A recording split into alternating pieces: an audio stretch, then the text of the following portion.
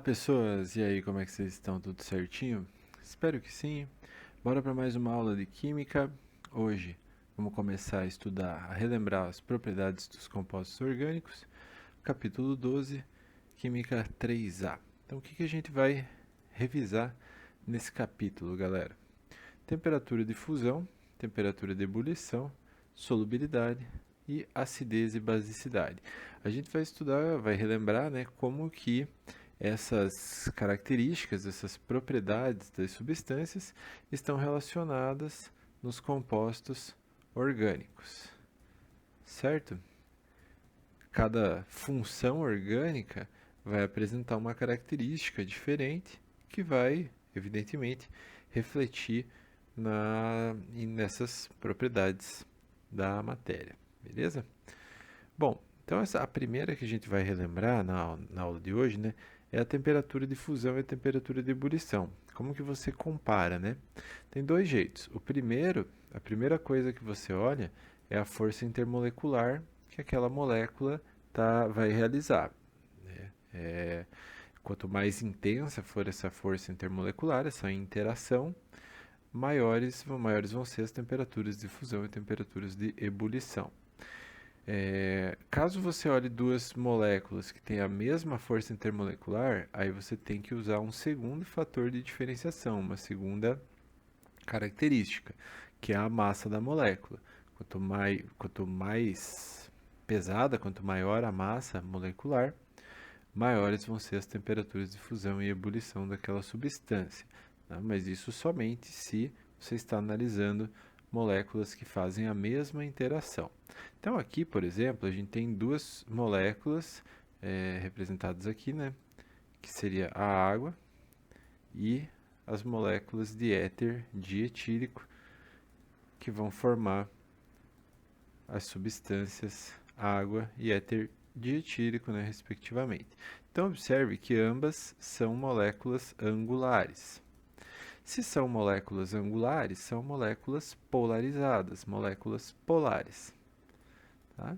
Moléculas polares, a gente diz que elas interagem por dipolo permanente ou dipolo-dipolo, né? Também pode ser chamado assim. É uma das forças de Van der Waals que são responsáveis por manter as substâncias moleculares coesas, né? Então, dipolo permanente, ou dipolo-dipolo. Entretanto, quando a molécula apresenta hidrogênio ligado a flúor, oxigênio ou nitrogênio, a elevada diferença de eletronegatividade que existe entre os átomos causa um dipolo tão intenso que daí a gente vai chamar de ligação de hidrogênio. Ligação de hidrogênio, né, que é um dipolo, é um tipo de dipolo, uma força intermolecular bastante intensa, dada a elevada diferença de eletronegatividade. Então, o dipolo, a ligação de hidrogênio é mais forte que o dipolo permanente, por isso que a água apresenta temperatura de ebulição maior que o éter. No caso do metano e do etano, ambos são hidrocarbonetos. E deixa anotado aí no seu caderno, no seu post-it e tal, que os hidrocarbonetos são substâncias apolares. Os hidrocarbonetos são substâncias que apresentam moléculas apolares, né? Mas mais certo assim. Sempre, sempre, né? Eles são derivados do petróleo. O petróleo não se dissolve na água, que é um composto polar. Então, o petróleo é apolar. E os hidrocarbonetos, que são o que compõe o petróleo, obviamente, então, tem que ser apolares também. Certo? E as moléculas apolares vão interagir por dipolo induzido, né? As moléculas ficam induzindo os polos por meio da movimentação dos elétrons na ligação covalente. Então é um polo muito fraco, né, instável, sendo assim é uma força fraca que mantém as moléculas interagindo ali. Como aqui são duas substâncias que têm moléculas apolares, a força intermolecular é a mesma, é o dipolo induzido. Então eu vou ter que olhar a massa. O etano tem um carbono a mais, então ele é mais pesado, a molécula de etano tem uma maior massa molecular, sendo assim ele vai apresentar maior temperatura de ebulição, certo? Então, bem fácil de analisar. Só tem que lembrar os nomes dessas interações, certo? Então, dipolo permanente é a interação que ocorre entre moléculas polares. E o dipolo induzido é a interação que ocorre entre moléculas apolares. Aqui destaca, né, na química orgânica os hidrocarbonetos. Esses caras aqui, apolares, né, não se dissolvem bem na água, certo? E caso a molécula seja polar, né, e apresente ali, né, no caso a molécula apresente hidrogênio ligado a flúor, hidrogênio ligado a oxigênio, ou hidrogênio ligado a nitrogênio, essa região da molécula que apresenta esses átomos vai interagir por um dipolo bastante forte, bastante intenso, que a gente chama de ligação de hidrogênio. Beleza? Então, são essas três forças intermoleculares, as principais. Existe uma quarta que se chama íon dipolo, mas eu não vou entrar nesse detalhe aqui nessa aula, né? Se você quiser, depois você pode pesquisar para relembrar. Mas essa daqui a gente vê na próxima aula, para não demorar muito. Então, galera, olha esse exercício que eu separei da apostila de vocês para a gente começar aqui a relembrar. A temperatura de ebulição em compostos orgânicos é influenciada por dois fatores: o tipo de interação intermolecular e o tamanho da molécula. A ordem crescente da temperatura de ebulição das substâncias a seguir é... quer saber qual, né, tem menor temperatura de ebulição e tudo mais.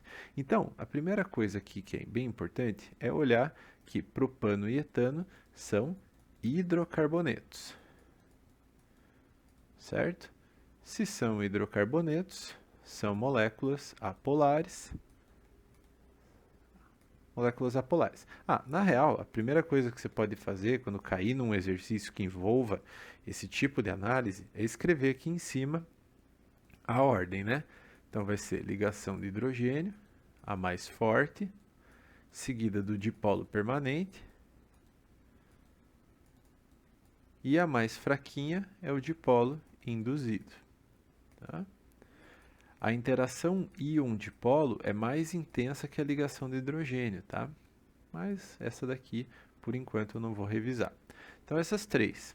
Já fica mais fácil, porque você vê que os hidrocarbonetos aqui, que são apolares, vão fazer dipolo induzido. Então, eles têm as menores temperaturas de ebulição, certo? Porque essa interação intermolecular é muito fraquinha, então é muito fácil de separar essas moléculas. Pois bem, entre os dois, o propano tem um carbono a mais que o etano. Sendo assim, ele tem maior massa molecular, então a temperatura de ebulição do propano é maior do que a temperatura de ebulição do etano. Etano eu vou escrever inteiro porque é facinho ali de escrever. Etano. Certo? Bem tranquilo. Agora, observe que a gente tem propanol e propan 1,2 diol. Essas duas moléculas são álcoois, certo? Vou fazer melhor aqui assim, apagar esse hidrogênio, colocar ele angularzinho assim, igual na molécula de água. Aqui, e o propan 1,2 diol. Então, aqui tem um OH e aqui tem um OH também. Beleza. Então, observe que essas duas moléculas apresentam oxigênio ligado a hidrogênio, certo? Quando a molécula apresenta oxigênio ligado a hidrogênio, essa parte da molécula que tem essa ligação vai ser altamente o quê? Polarizada, visto que o oxigênio é muito eletronegativo. Então, ele puxa os elétrons para perto dele. Então, ele adquire uma carga parcial negativa. E a outra região, a região do hidrogênio, fica carregada positivamente, certo? Se você observar, o propan 1,2 diol apresenta uma hidroxila a mais, um hidrogênio ligado ao oxigênio a mais. Então, ele pode fazer mais ligações de hidrogênio. Então, ele faz mais interações, portanto, a temperatura de ebulição dele, aqui eu vou escrever a fórmula, né, molecular, porque é mais fácil, A temperatura de ebulição do propan 1,2 diol é maior do que a temperatura de ebulição do propanol. Beleza? Essa é a ordem das temperaturas de ebulição. Certo? Aqui, claro, a gente tinha a mesma interação intermolecular, mas o propandiol, o propandiol, tem uma hidroxila a mais. Então, quanto mais OH, né, mais ligação de hidrogênio aquela molécula pode fazer com outras moléculas. Tá? Então, fica a alternativa correta, vamos ver. 2, não, 3, 1. 3, 1. Oh, cadê, cara? O etano é o 3. Propano é 1. O C3H8 é 2. E 3, 2, 3, 1, 2. E aqui é o 4.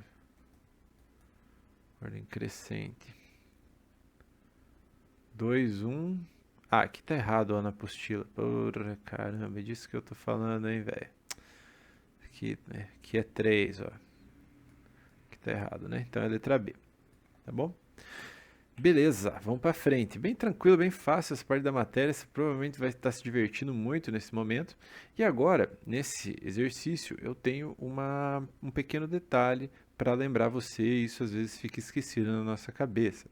Então, assim, ó, esse exercício fala: a característica que os átomos de carbono possuem de ligar-se entre si leva a uma formação de grande variedade de moléculas orgânicas com diferentes cadeias carbônicas, o que influencia diretamente suas propriedades físicas. Dentre as moléculas a seguir, aquela que apresentará a menor temperatura de ebulição é A. Então, observe que aqui a gente tem 4 moléculas de hidrocarbonetos.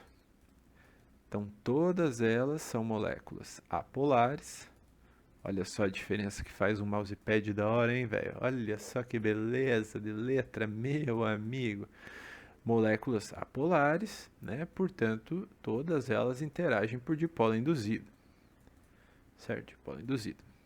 É como se fosse assim, né? A molécula fica lá, aí uma hora os elétrons estão mais perto do lado direito da molécula do que do lado esquerdo. Então, o lado direito fica negativo. Mas daí, logo depois, os elétrons voltam a ficar mais perto, voltam para o outro lado e ficam mais perto do lado esquerdo da molécula. E daí lá fica negativo. E a molécula fica fazendo isso o tempo inteiro, tá? Por isso, induzido, né? Fica fazendo a indução dos polos. Bom, beleza, tranquilo, ok, todos são de polo induzido. Então, é só olhar a massa? Sim, normalmente a gente vai olhar a massa molecular. Quanto maior a massa molecular, maior é a temperatura de ebulição. Então, vamos ver as fórmulas aqui ó, de cada hidrocarboneto. 2-metilhexano. Então, tem aqui, hexano. 2-metilhexano? Pô, como assim 2-metilhexano? Ah, sim, não é porque não é ciclohexano, né, burro? Aqui, se a gente quiser, a gente pode até usar a fórmula geral dos alcanos, galera. CnH2n mais 2, para não perder tempo fazendo hidrogênio, ó. 2-metil com hexano, né? Então tem um radical metil, um carbono, e hexano 6. Então, C7, né? N igual a 7. 7 vezes 2, 14, mais 2, 16. Então, o primeiro é C7H16. Vou apagar aqui. Vai, caramba. O segundo, né, 2O2 de metilpentano. Então, pentano são 5 com 2 radicais metil, 7. 7, 16. Nossa, olha só. 2T de metilpentano. C7H16. Observe que todas essas moléculas apresentam a mesma fórmula molecular. Então, todas essas moléculas são o que a gente chama de isômeros, que são moléculas que apresentam a mesma fórmula molecular, mas apresentam diferenças estruturais. Né? Nesse caso aqui, é o número de radicais, certo? Quem tem uma cadeia com um radical, com 2, né? Com 2, com 3. Né? Nesses casos, galera, vale a seguinte regra. Quanto mais ramificações, quanto mais ramificada, maior o número de ramificações, quanto mais ramificada é a molécula, mais compacta ela fica. Porque daí, ao invés de ter uma cadeia compridona, é uma cadeia curtinha com vários radicaizinhos assim, né? Então ela fica mais compacta, fica mais pequenininha. E com isso, a gente tem uma diminuição na temperatura de ebulição dessa molécula, né? Aqui a gente quer a que tem a menor temperatura de ebulição. Então a de menor temperatura de ebulição é a mais ramificada. No caso, a mais ramificada aqui é o 2,2,3 trimetilbutano. Está aqui, ó. Observe como ela é bem compacta, muito diferente, por exemplo, da molécula de 2-metilhexano, né? Bem mais compacta essa daqui. Beleza? Então fica essa regrinha que eu vou destacar aqui para você agora com o meu marca-texto, né? Quanto mais ramificada, mais compacta, menor a temperatura de ebulição. Certo? Legal. E essa questão aqui, claro, fala de churrasco, fiquei na verdade um pouco meio em dúvida se eu colocava essa questão aqui, porque sabe como é que é, né, cara? Mas eu achei uma questão interessante. Tem um texto bem legal e a pergunta dela é bastante interessante porque envolve interações intermoleculares. Então vamos lá. UFSC adaptado. A química do churrasco. Nesse verão, olha o naipe do texto, hein? Nesse verão, muitos de nós estaremos acendendo carvão e salivando ao pensar em um bom churrasco. Veja a seguir um pouco da química dos compostos que estão envolvidos nesse alimento de sabor defumado. Olha que interessante quais são as substâncias, suas moléculas, que dão sabor e aroma defumado para as coisas. Tá vendo? Um fenolzinho com éter, aqui também um fenolzinho com éter. Quando o carvão entra em combustão, a formação de compostos fenólicos. O seringal, é um dos principais responsáveis pelo aroma de fumaça, e o guaiacol, 2, é uma das substâncias que fornecem o sabor de fumaça à carne. Olha que interessante, o guaiacol também é a substância que dá o sabor defumado para o whisky. E a UFPR cobrou recentemente, cara, no vestibular do ano passado, na segunda fase, uma questão sobre guaiacol. Na próxima aula, da semana que vem, eu posso trazer essa questão para vocês, para a gente resolver juntos. Beleza. Quando a carne é cozida como churrasco, a gordura escorre para o carvão quente e forma hidrocarbonetos policíclicos aromáticos, que são conhecidos como HPA. Há diversos HPA diferentes que podem ser formados por esse processo, incluindo agentes carcinogênicos, capazes de estimular a produção de células cancerígenas, como benzopireno 3, aminas heterocíclicas como o composto 4. Consiste em outra classe de compostos carcinogênicos que é formada à medida que a carne cozinha. Essas moléculas concentram-se especialmente nas áreas mais queimadas da carne. Algumas pesquisas têm sugerido que marinar a carne em cerveja pode reduzir significativamente as concentrações desses compostos. E daí a pergunta aqui seria a seguinte, a pergunta que vem nessa questão aí na apostila. É possível retirar os compostos carcinogênicos da carne apenas lavando-a em água corrente? Explique sua resposta. Bom, eu achei meio nada a ver, porque quem que vai lavar a carne que está assada, né, mano? Isso aqui não faz muito sentido. Mas, eu gostaria de chamar sua atenção aqui, ó, que essas substâncias carcinogênicas, começando pela substância 3, é um hidrocarboneto. E se é um hidrocarboneto, é apolar. Moléculas apolares não interagem bem com moléculas polares, como é o caso da água. A água é uma molécula polar, né? Então, não é possível remover essa substância usando a água, né? Porque a água é uma molécula polar e os hidrocarbonetos são apolares. Essa substância 4, que seria uma amina heterocíclica, observe que tem nitrogênio ligado a 2 hidrogênios aqui. Então, essa região pode fazer ligação de hidrogênio com a água, certo? Essa região pode interagir, né, os hidrogênios aqui que estão positivos podem interagir com as moléculas de água tranquilamente. Entretanto, quando uma molécula orgânica é muito grande, apresenta vários anéis aromáticos, né? Se uma molécula grande com anéis e tal, que não é muito simétrica, aí seriam necessárias muitas moléculas de água para vir aqui cercar essa molécula. E seriam necessários pontos de polaridade aqui nessas outras extremidades da molécula para a água interagir, o que não ocorre. Sendo assim, não é possível retirar os compostos carcinogênicos da carne, né? Aqui está falando do HPA somente, né? Não está falando...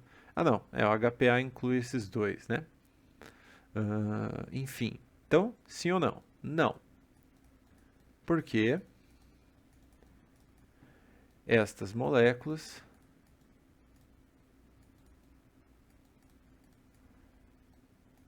apresentam características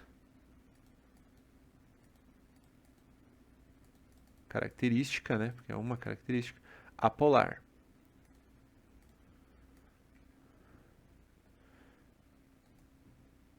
Não interagindo,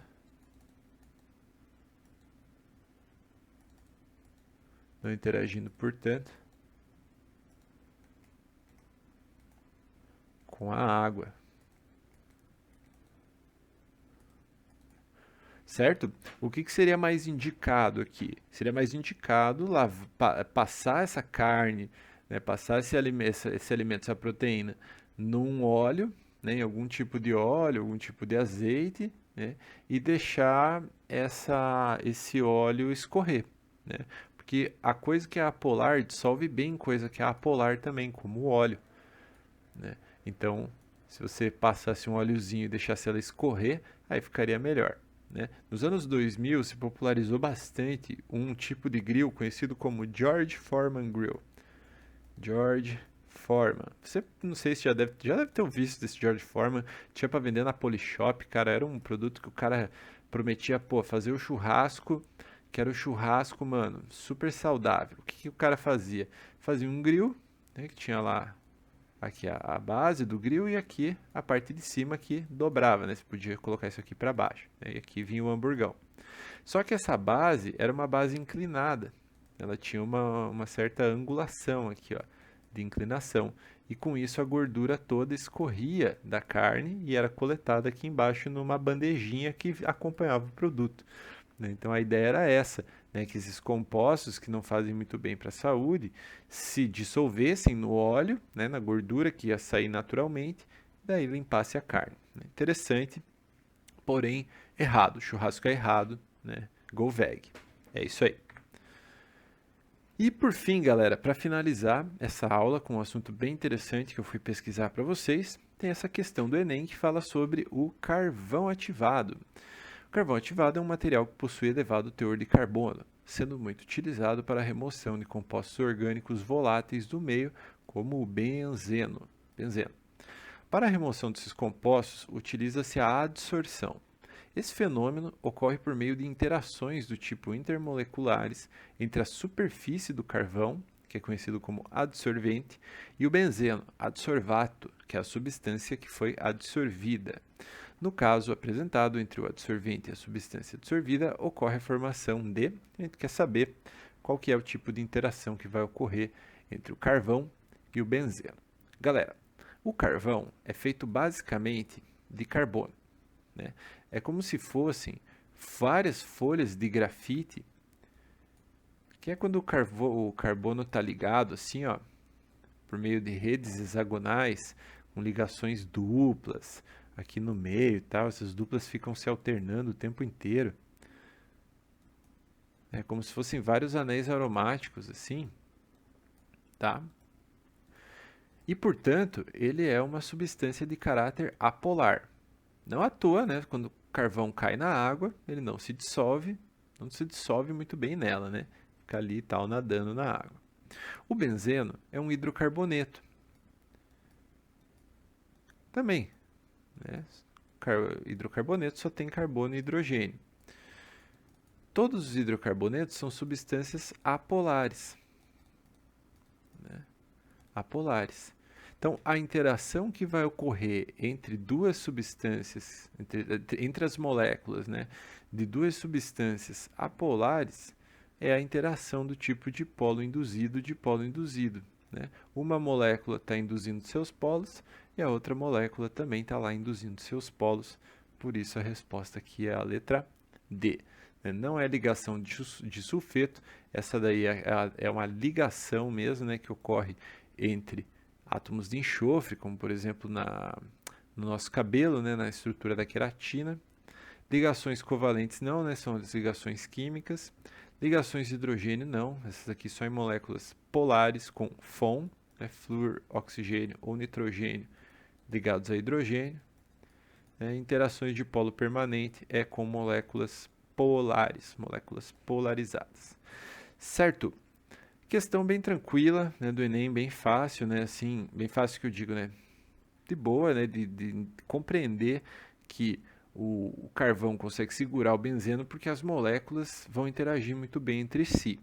Mas aí eu fui pesquisar o que, que é o carvão ativado. Essa, esse material que é considerado uma das grandes promessas e uma das evoluções mais relevantes que a gente pode ter com relação principalmente à filtração de efluentes, à remoção de substâncias que estão ali num líquido, por exemplo, né, ou até mesmo no ar. Tá? Então eu fui ver, né, fui pesquisar o que era o carvão ativado e eu descobri que na estrutura do carvão ativado, além do anel, dos anéisinhos aqui que formam o grafite, né, que seria o grafite, existem também alguns grupos bastante específicos que aparecem na estrutura dele. Né? Por exemplo, grupos carboxila, grupos lactonas, que seria a carbonila com oxigênio como heteroátomo, grupos fenol, grupo carbonila, grupo éter, grupo pirona, que daí é com esse anelzinho aqui diferenciado, né? Enfim, várias partes oxigenadas aqui no carvão ativado, certo?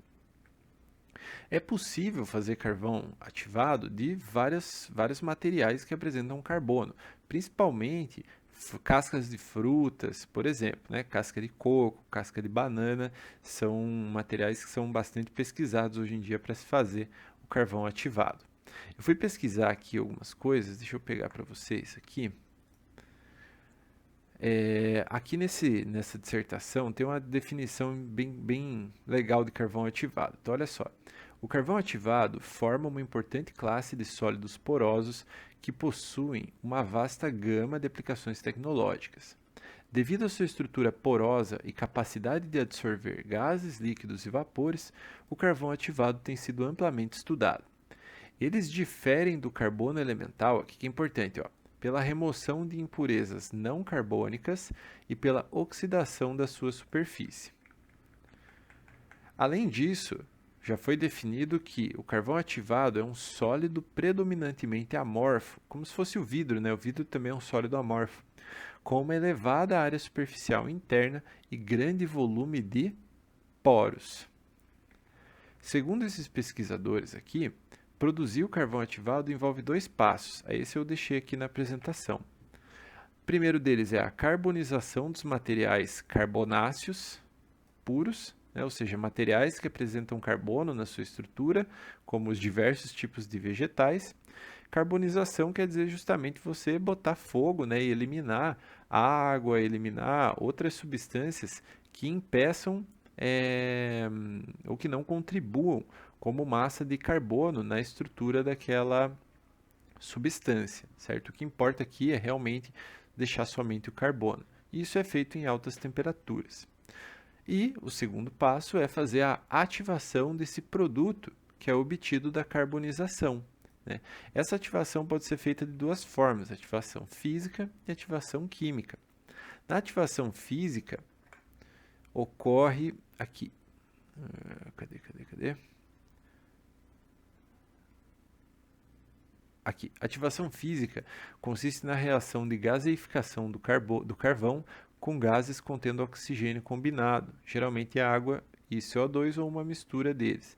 Né? Então é possível colocar gases no carvão e esses gases conseguem abrir poros na estrutura daquela substância. E a carbonização química, aí já se usa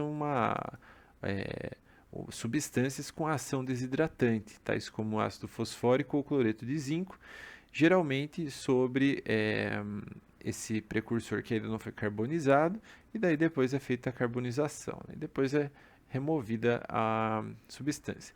Independente de qual desses métodos que vai ser utilizado, o legal é perceber que, além dessa alteração na estrutura do carvão, também é usada essa ativação justamente para produzir os poros na estrutura dele.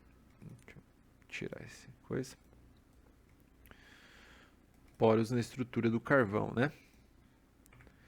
E são empregados alguns ativantes nesses processos, né? Eu deixei alguns aqui separados, é só para você perceber, né, que são reagentes químicos que podem ser utilizados aqui na ativação química, certo? Muito bem, aqui tem algumas fotos que eu consegui na tese, né, do Moraes, em 2014. Olha que interessante a estrutura que ele conseguiu e as fotos que ele obteve por microscopia eletrônica de transmissão. Observe a alta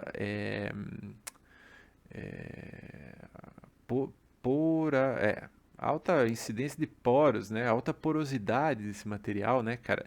E a diferença nos tipos de poros, dependendo do reagente que foi usado para ativar o carvão, né? Por exemplo, até acetato de sódio pode ser usado. Beleza? Então é por isso que um carvão ativado consegue filtrar a água, por exemplo, consegue remover odores, gosto da água principalmente, né? Porque essas moléculas que causam gosto ou cheiro vão ficar presas nesses buraquinhos que são obtidos por esse processo de carbonização e de ativação do carvão, certo? Eu vou deixar aqui na descrição do vídeo para você os links com esses artigos que eu usei para entender um pouco mais do carvão ativado. Se você puder ler, que legal. Acho que é uma área bastante interessante no estudo dos materiais, né? Principalmente nas áreas de engenharia. Beleza, gente? E, por enquanto, a gente vai parando por aqui, né? Eu vou deixar esse exercício aqui para você fazer, mas não precisa fazer agora, né? Porque a gente tem prova daqui a pouco. Então, tá tudo certo. É isso, tá? Eu vou ficando por aqui. Valeu, é nóis. Fui.